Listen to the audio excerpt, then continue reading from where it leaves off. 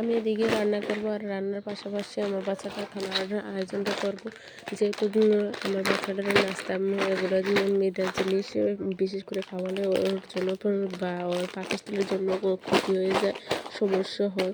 তো আমি ভাবছি ওটা না খাবি, তারপরে আমি ওটা পরিবর্তনে আমি খিচুড়ি বা অন্যান্য জিনিস যদি আমি এটা মিক্স করে এভাবে হাতে ব্লেন্ড করে তারপরে আমি খাওয়াই, তাহলে দেখি না কেমন হয় শরীরের জন্য আর পাকস্থলীর জন্য।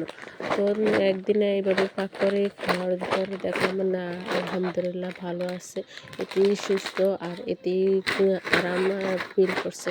তো আমি যেহেতু এইভাবে দিয়েছি আর আমার বাচ্চারা খাইছে, তো আমি যতটুকু কষ্ট হয় তারপর আমি দিব আর দেওয়ার চেষ্টা করব। আর পাশাপাশি এদিকে আমি অন্যান্য কাজগুলো তারপরে যেমন বিশেষ করে রান্না বান্নার কুটাকাটি এগুলো সব কিছু মিলিয়ে ঝিলিয়ে আমি এক এক করে করতেছি আর করব। আর এই জিনিসটা আমি না দেখলে নাই হতো। আর এই জিনিসটা দেখার একটাই কারণ, এটা আমি যেহেতু রান্না করতেছি, এটার পাশাপাশি কী করলাম কী করলাম তা দেখালাম। আর আরেকটা তরিকা, ওটা না দেখলে নাই হতো। টমেটোটা আমার খুবই পছন্দ, টমেটোটা তাই আমি ভাজির জন্য আমি সবসময় পারফেক্টভাবে করি। এই আর কি, কথা বলতে বলতে আমি এদিকে আমার বাচ্চার খানাটা যেহেতু আমি রেডি করে নিয়েছি, তো আমি এখন চাই ভাতটা আবার এদিকে আমার একটু লাড়াচাড়া দিতে হবে। ভাতটা লাড়াচাড়া দিয়ে তারপরে আমি আবার এদিকে যাব। যেহেতু নিজে ব্লেন্ড নাই তাহলে হাতেই করতে হবে, হাতে যেহেতু করবো তাহলে দেরি আর কি, গরম গরম আবার সয় না হাতে, তো আবার ঠান্ডা করে তারপরে নিজে হাতে শিলপাটা বেটে নিলাম। আর শিলপাটা যেহেতু বাটবো তারপরে এটা ঘন রাখলেও চলবে না, ঘন রাখলে তো এটা খাইতে পারবো না, ঘন রাখলে কীভাবে হয়। তো আমি এটা আস্তে আস্তে চেষ্টা করতেছি কীভাবে কী করতে হবে।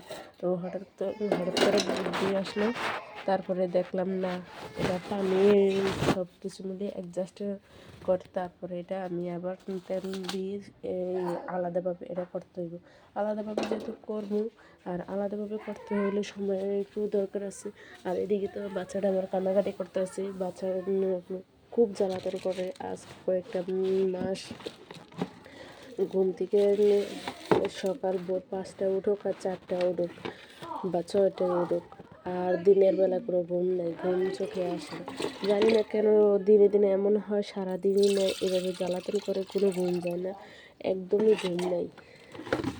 রাতে খুব জ্বালাতন করে, দিনেও এরকম জ্বালাতন করে, খুব অশান্তি লাগে, মাঝে মাঝে খুব কষ্ট হয়। কিন্তু কী করব, ছোট মানুষ, মনের মানিয়ে নেই।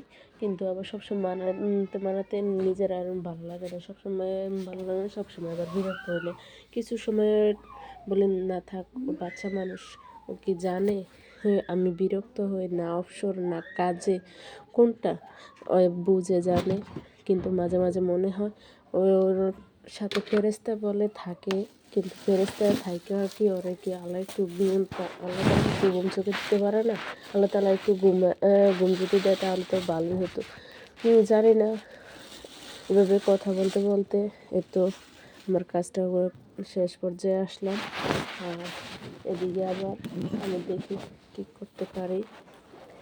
আর আমি যেহেতু এটা পাটা নিয়েছি, আস্তে আস্তে একটু করে বাড়তে হইব, কারণ বাড়তে গেলে একটু সময় লাগবে। যেহেতু এটা ডাল আর ভাতের চালটা দিছি, তারপরে সিদ্ধ হয়ে ভাত হয়েছে, ডাল ভাত আলু এগুলো সব কিছু, গাজর এগুলো সব যেহেতু, তাহলে তো একটু সময় নিবি। ওমা এক পর্যায়ে দেখি একদম লোট লাসা হয়ে গেছে। যেহেতু লাসা হয়েছে ভাতের কারণে লাসাটা হয়েছে, একসাথে যদি এটা না থাকতো তাহলে অবশ্য এটা হতো না, ডালটা আর এতটা গন্ত করতে পারলো না। আলু আর হলো ভাত, এই দুইটা জিনিস অ্যাডজাস্ট করে রাখার কারণে এমন হয়েছে। অ্যাডজাস্ট না করলে এটা তরল হবে না, এটা তরল করতে চাইলে দিতে